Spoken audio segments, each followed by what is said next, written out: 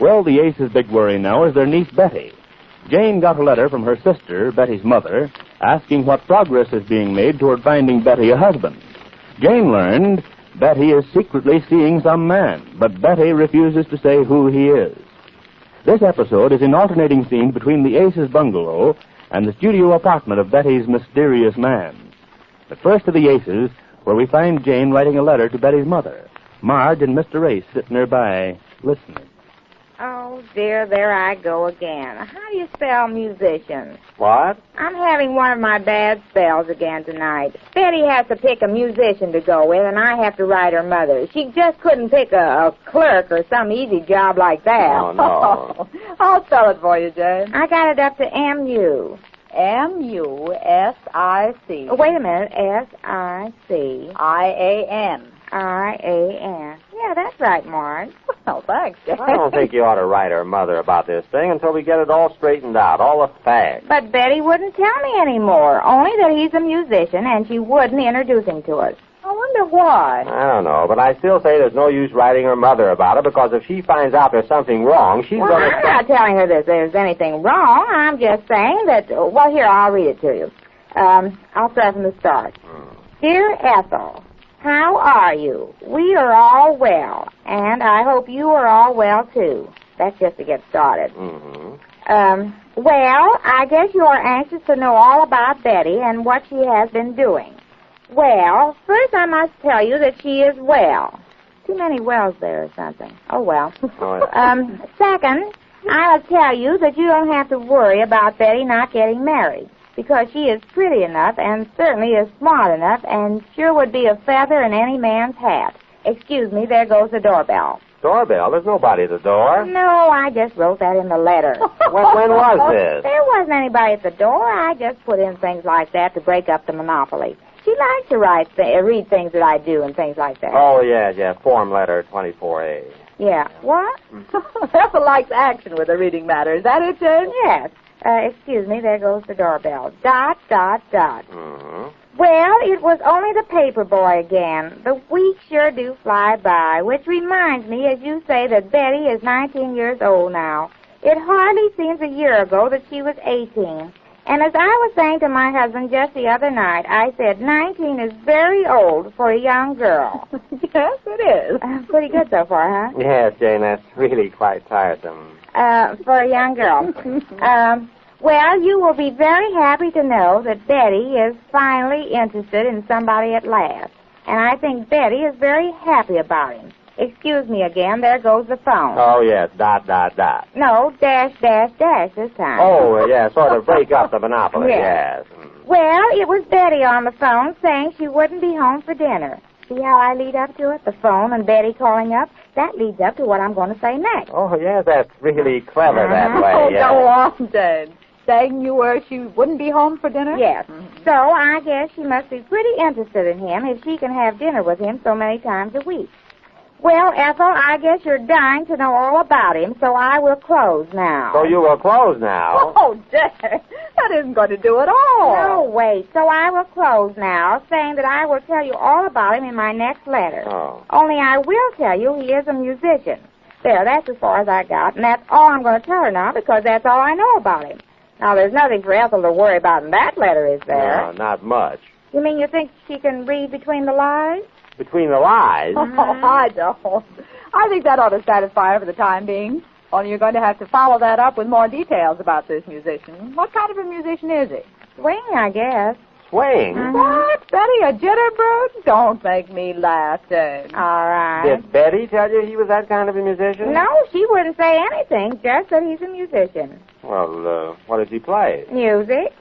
Yes, I know, but what? What instrument? I don't know, dear. If I knew, I'd tell you. You know how Betty is. The minute you start asking her something, she shuts up like a clamp. Yes, well, if you ask me, he's probably some broken-down orchestra leader or something. Probably plays in some dance hall or a honky-tonk nightclub, you know. Oh, be your age. Now, where would Betty meet a fellow like that? I don't know. Well, then why do you say things like that? Well, what can I say about the guy? If she's ashamed of him, won't bring him out here to let us meet him, there must be something phony going on. That's what's puzzling me. A musician, huh? Are you sure she said that, Jane? Am I sure? What do you mean, am I sure? Don't you think I know the word musician when I hear it? Well, yes. You didn't know how to spell it. Well, that has nothing to do with it. Can't you know a musician when you hear it if you can't spell it? Well, most people can. Most people? All right, now, let's not start an argument about that. There's enough for us to worry about as things stand now. There must be some reason she won't bring him here and let us meet him. She said we wouldn't approve of him. Oh, she said that? Well, this is a fine time to throw that line in. Well, that doesn't help any. We still don't know who he is. Yes, but we've at least got some reason for not bringing him out. Wouldn't approve of him, huh? Then he must be some broken-down guy. Well, let me see now. She said something else. I'm trying to remember. Oh, for heaven's sakes, remember it. I'm trying to. Something about voice. He's studying her voice. He teaches voice? Is that the kind of a musician he is? Somebody studies voice. I got so excited talking to her that I didn't get it. He's right. a singing teacher. No, not singing teacher. He doesn't teach people for money. She said he loves music. He doesn't take money. Doesn't take money. What kind of a musician is that? What kind of a man is that? I'm getting more and more excited about meeting him myself. What else did she say?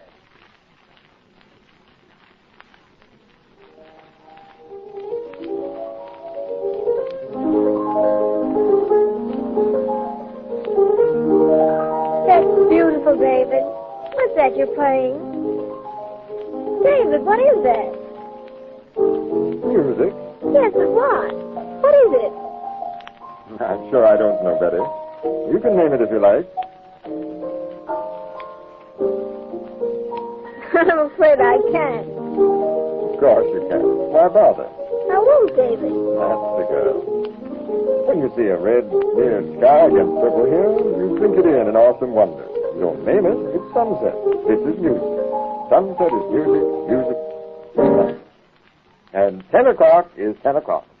Betty, you're going home. I am not. At once. But, David, we've only just come from dinner.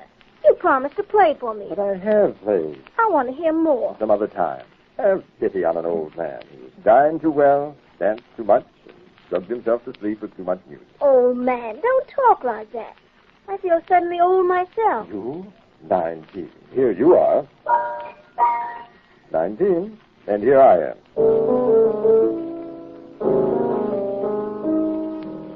41. Stop it, David, please. Going on 42. You see, there's no harmony there. David, please. You sound as if you don't want to see me anymore. Are you tired of my company in only 3 weeks? 3 weeks? Has it been that long? Well, that's better. Yes, 3 weeks ago you came into the office looking for an apartment. You frightened me. You were so businesslike and so standoffish. Was I? When I told you the manager of our real estate company wasn't in, I thought you'd turn right on your heel and walk out. Lucky for me, I found just the apartment you were looking for. And lucky for me, too, because this is just the place I wanted. I like it here. And the rent not too high? You drove a hard bargain, Betty. It's our standard rate, sir. My uncle would never let it go for less. You should have only let me tell him that I make no money here. I only teach music for the love of music. Oh, no. My uncle would never have rented you the place. He wouldn't understand that at all. No, I suppose not. I'm only beginning to understand it myself. But still, I find myself asking myself, why do you live here? Why all this? I told you. Yes, you love music, I know. I do. I always have. It's all I know. It's all I want to do. You're lucky to be able to do just what you want to do. I know it, Betty, don't I know? Thanks to an indulgent, late-departed aunt. Oh, so that's where your money came from. You never told me. Child, you know too much about me already. Now, will you please go? Until tomorrow night? Betty, don't you think you're overdoing it? Coming here this way? What must your aunt think? Plenty. You should have heard her try to worm out of me this afternoon who you are. You don't know? Your uncle doesn't know? No, and imagine you're one of his tenants. Isn't that funny? Right. Yes. And now I insist you go. All right, but I'll call you the first chance I get in the morning. If you do, I won't answer. I tell you, Betty, you're making other solutions of yourself.